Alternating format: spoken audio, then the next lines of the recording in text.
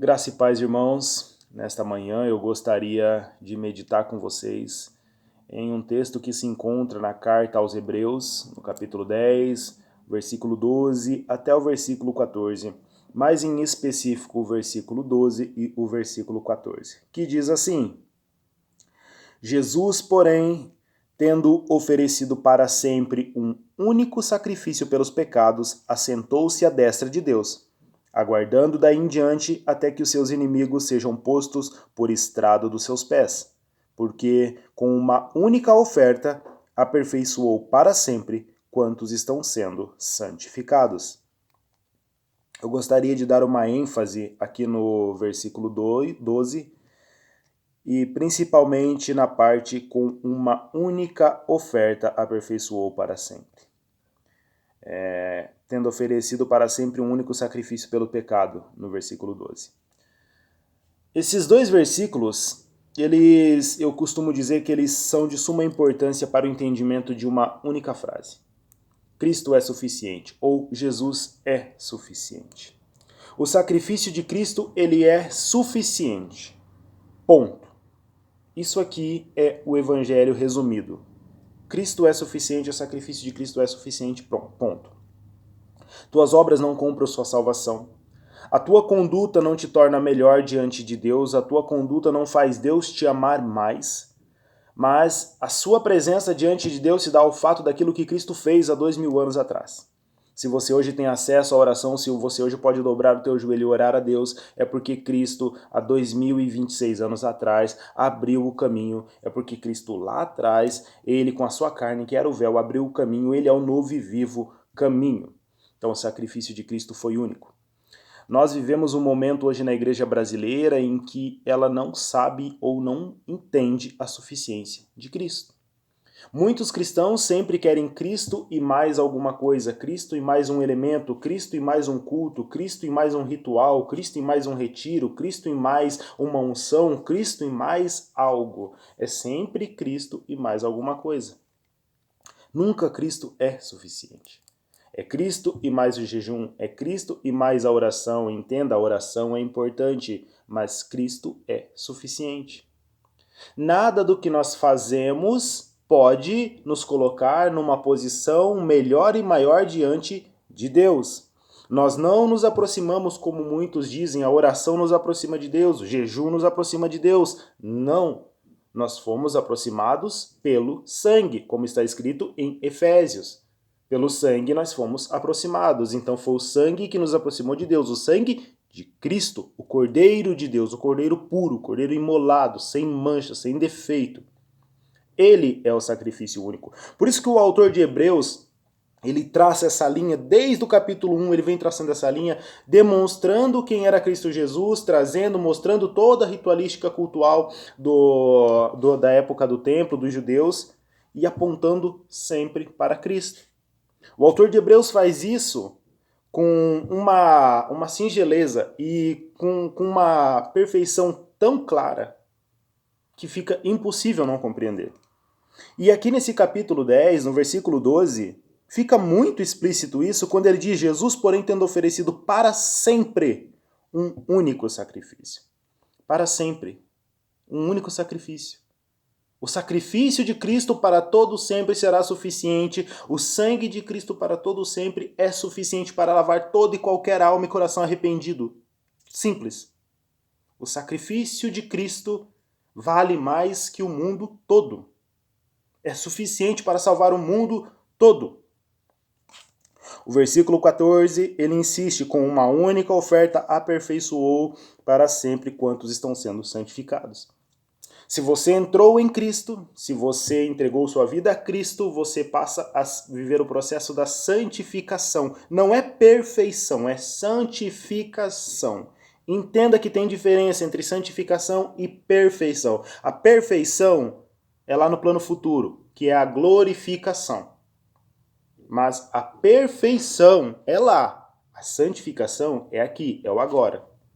É os três atos da salvação: justificação, santificação e glorificação. Aqui o autor está dizendo que com uma única oferta ele aperfeiçoou para sempre. Esse aperfeiçoou deu uma nova natureza, deu um novo espírito.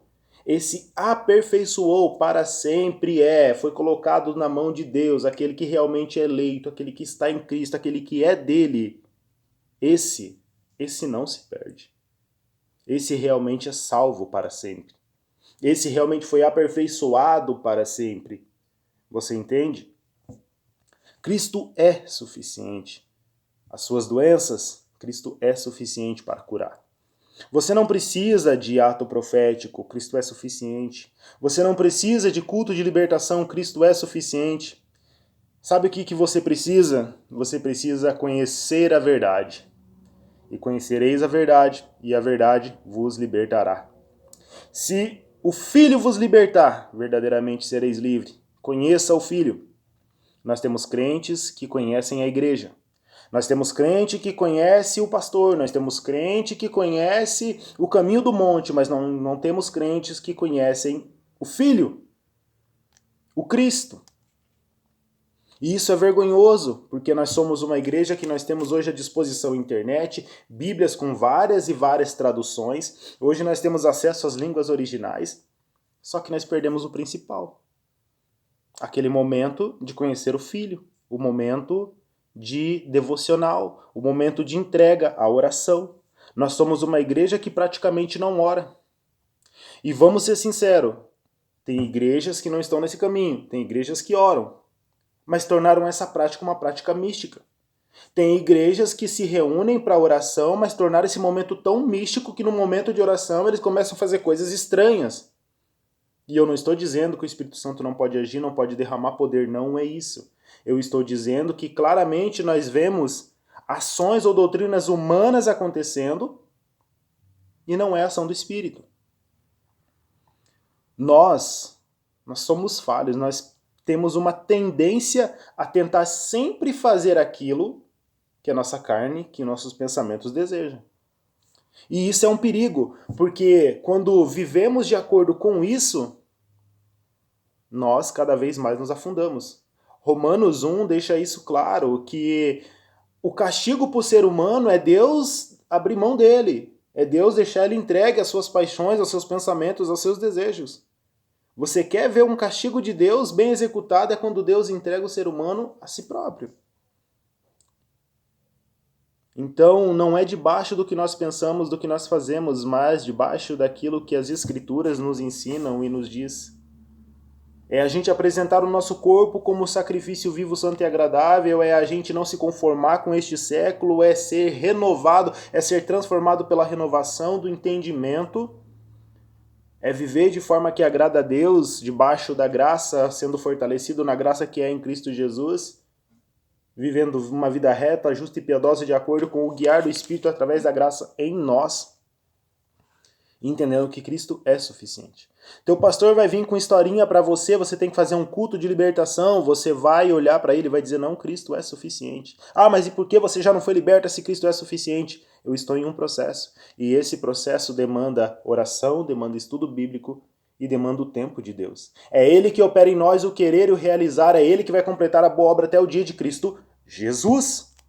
Se você não consegue entender isso, a tua vida espiritual vira literalmente uma vida pautada no seguir a loucura dos outros. A tua vida espiritual vira uma vida em que você vai ser levado sempre por vento de doutrinas, e é por isso que lá que Paulo em Efésios ele diz, para que não sejamos mais meninos inconstantes, levado para um lado e para o outro, como se pelo vento de um lado e para o outro, pelas astúcias de homens que estão à espreita para enganar. Não é pela astúcia de Satanás. Claro que são movidos por Satanás. Alguns, movidos pelos seus desejos carnais, começam com loucuras e ensinamentos. Mas você precisa ser diferente.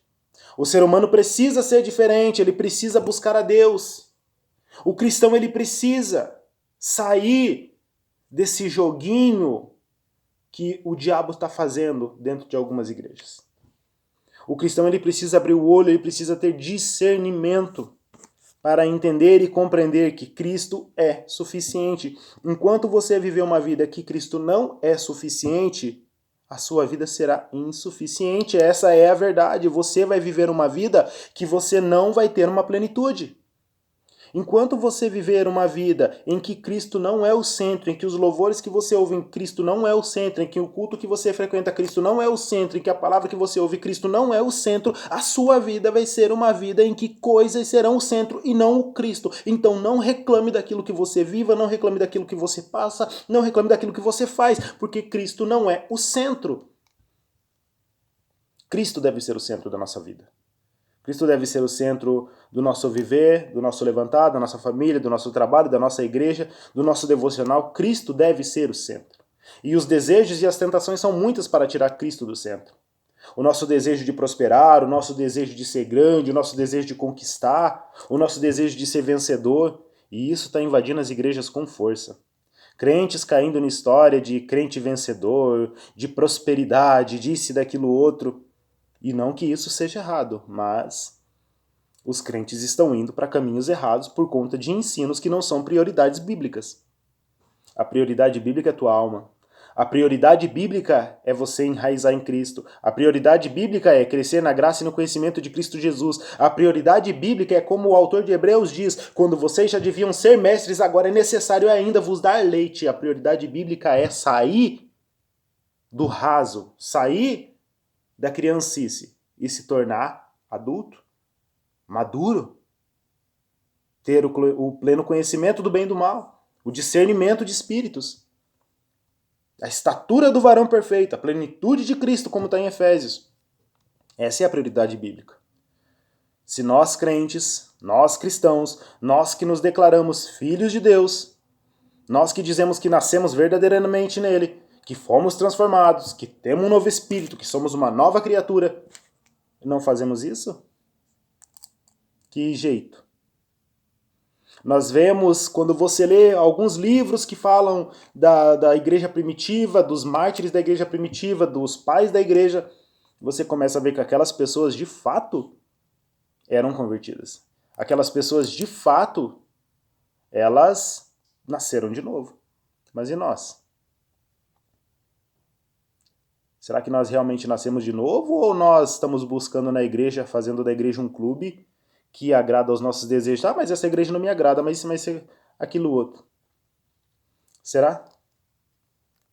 Fica a reflexão para você entender. O problema está aonde você coloca Cristo, aonde o teu pastor coloca Cristo. O problema está aonde a liturgia da tua igreja coloca Cristo, onde a pregação da tua igreja coloca Cristo. O problema está onde a tua mente coloca Cristo. Onde você, como um ser dotado de conhecimento, de saber, de inteligência, onde você coloca Cristo. Onde você, como filho, coloca Cristo. É aí que está o problema. Se Cristo para você não é suficiente, se você precisa de Cristo em um ato profético, se você precisa de Cristo de uma campanha, se você precisa de Cristo e um culto forte, uma oração forte, então eu posso dizer para você, Cristo não é suficiente para você. Você não entendeu o Evangelho. Você está crucificando de novo Cristo todos os dias. Você está tentando viver debaixo de suas obras. A graça de Cristo de nada te serve, da graça você caiu. Essa é a verdade. Vamos retornar ao Evangelho bíblico. O Evangelho onde Cristo é o centro. Um Evangelho onde Cristo é suficiente. Pessoas que entenderam isso, que Cristo é suficiente, a vida delas se tornou diferente, se tornou mais leve. Realmente passaram a andar debaixo do jugo e do fardo de Cristo. O meu jugo é suave e o meu fardo é leve, como Cristo falou. Entender a suficiência de Cristo é compreender o Evangelho, é entender as Escrituras, é viver de acordo com aquilo que fomos criados para viver, para fazer a vontade do Pai, para crescer a estatura de Cristo, para sermos um dia semelhante a Ele. Que nessa jornada, eu e você, nós possamos rejeitar tudo aquilo que tira Cristo do centro e colocar Cristo no lugar devido de honra, porque por Ele, para Ele, Dele, por Ele, para Ele são todas as coisas. Ele é suficiente. Cristo é suficiente.